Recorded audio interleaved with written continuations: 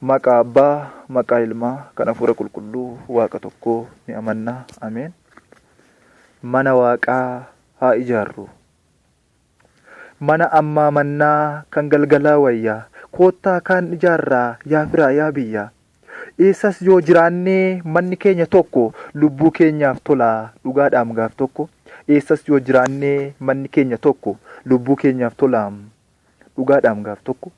Amantiin hojiidhaan malee hin miidhagu, jaalala Waaqayyoof onneen keenyaa dhiigu. Lafa teenyu teenyee ijaaruu dandeenya, ka'aa haa kaanu maaloo hundi keenya. Lafa teenyu teenyee ijaaruu dandeenya, ka'aa haa kaanu maaloo hundi keenya.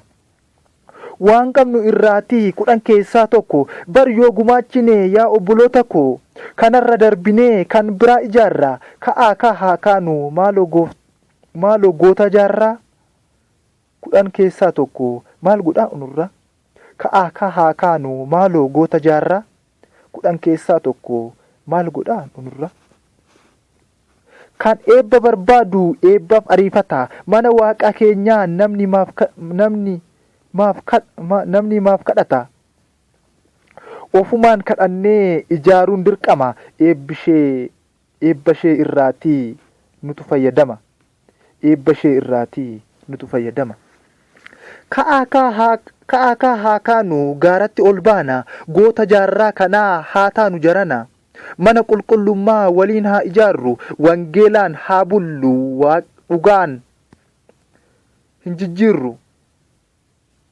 Waaqayyoof hojjechuun kan caalu hin jiru.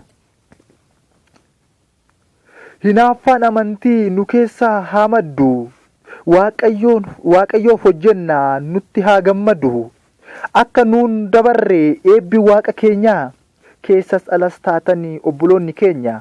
Mee haa gumaachinu wanta humna keenyaa. Mee haa gumaachinu wanta humna keenyaa. Yeeyyiin nyaatamurraa dhalootaa baraarru, mana qulqullummaa jige haa ijaarru. Hedduu isaanii jira barbaadiyyaa keessa, kan waayyuu hin qabne waan tokko deeggarsa. Ka'ikaa haa kaanu maaloo obboleessa, hunduu tokko taanee jaartis ta'e jaarsa. Mana qulqullummaa waliin haa ijaarru.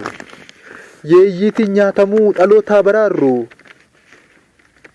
galaa keessa samii ta'uusaa haa barru. Galaa keenya samii ta'uusaa haa barru. Mana Waaqayyoo haa ijaarru.